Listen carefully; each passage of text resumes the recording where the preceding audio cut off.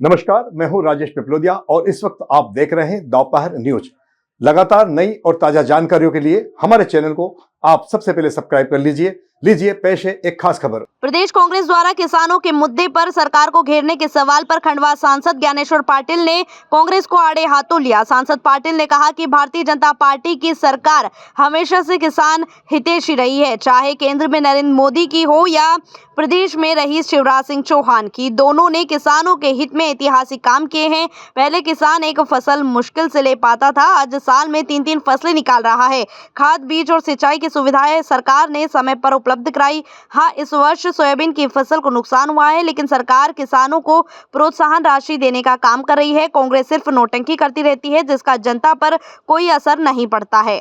वहीं सांसद ज्ञानेश्वर पाटिल ने ओमकारेश्वर के विकास कार्यों को लेकर भी केंद्र और प्रदेश सरकार की योजनाओं के बारे में जानकारी दी है। उन्होंने कहा कि उज्जैन, काशी और हरिद्वार की तर्ज पर ओमकारेश्वर के घाटों को संवारा जाएगा। करने का प्रयास करिए। किसानों के मुद्दे हुए तो कई दूसरे मुद्दे पे इसमें क्या कहेंगे? देखिए, ऐसा है कि आप भी जानते हो कि आज मध्य प्रदेश में, मैं पूरे देश की बात नहीं कर रहा हूँ, अभी मैं मध्य प्रदेश की बात कर रहा हूँ कि मध्य प्रदेश का किसान यदि समृद्ध और संपन्न बना है तो भारतीय जनता पार्टी की सरकार में पिछले 21 वर्षों में बना है।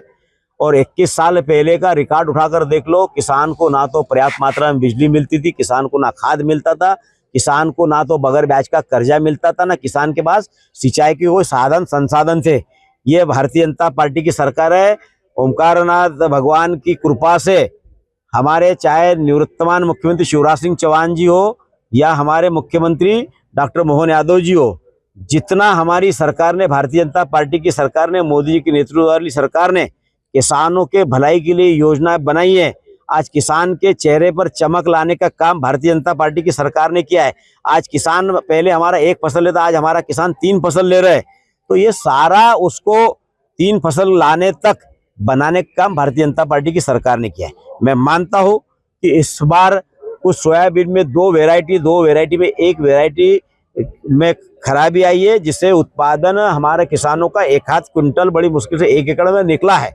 तो उसके लिए भी हमारी सरकार, हमारे विधायक, हमारे सांसद, हमारे पार्टी के पदाधिकारी, हमारे मंत्री, हमारे मुख्यमंत्री सब किसानों को लेकर चिंतित है कि हमारे किसानों को उसकी उपज का पूरा दाम तो नहीं दे सकते, लेकिन एक राहत राशि देने का काम हमारी सरकार कर रही है।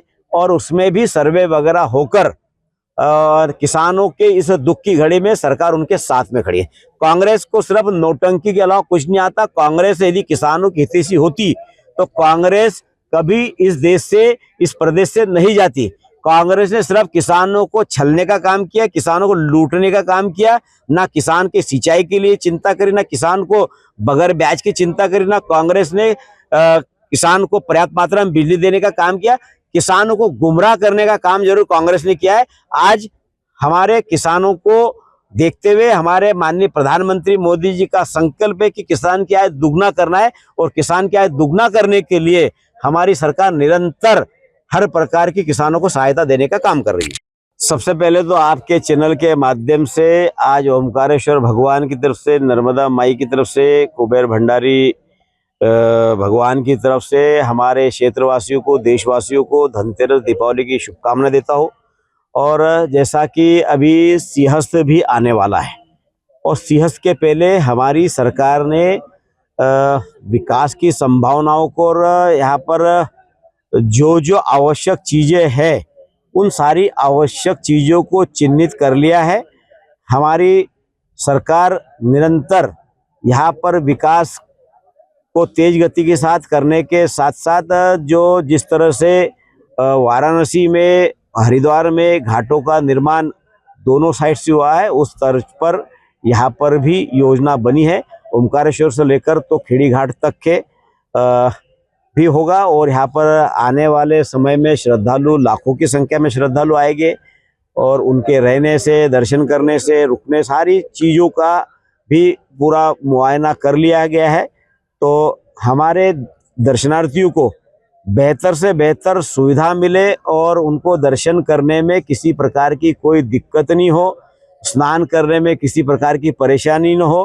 तो सारे बिंदुओं पर निरंतर प्रशासन हमारा इसमें मॉनिटरिंग करके उसकी योजना बनाकर यहाँ पर विकास के द्वार खोलने का काम हमारे प्रदेश के मुख्यमंत्री माननीय डॉक्टर मोहन यादव जी, हमारे देश के प्रधानमंत्री माननीय मोदी जी की नेतृत्व वाली सरकार यहाँ निरंतर नज़र रखी हुई है। और जो अच्छे से अच्छा हो सकता है उसके लिए हमारे विधायक जी नारायण पटेल जी भी, हमारी नगर परिषद के अध्यक्ष, हमारी पार्टी, हम सब मिलकर जो अच्छी सुविधाएं हो सकती है उससे अच्छे से अच्छा करने का काम कर रही है। कितने करोड़ की लगभग योजना है? देखिए, करोड़ का भी आकलन लगाना बड़ा मुश्किल है। मैं समझता हूँ कि 2000 करोड़ से अधिक ही यहाँ पर विकास के कार्यों में पैसा लगेगा।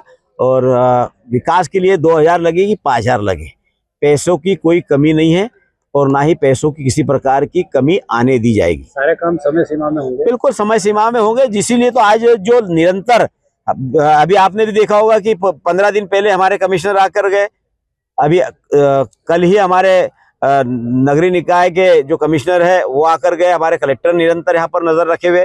तो जो योजना बनेगी, क्योंकि योजना बनाकर हमारे यहाँ पर सीएस के समय जो देश भर के दर्शनार्थी आएंगे उनके आने के पहले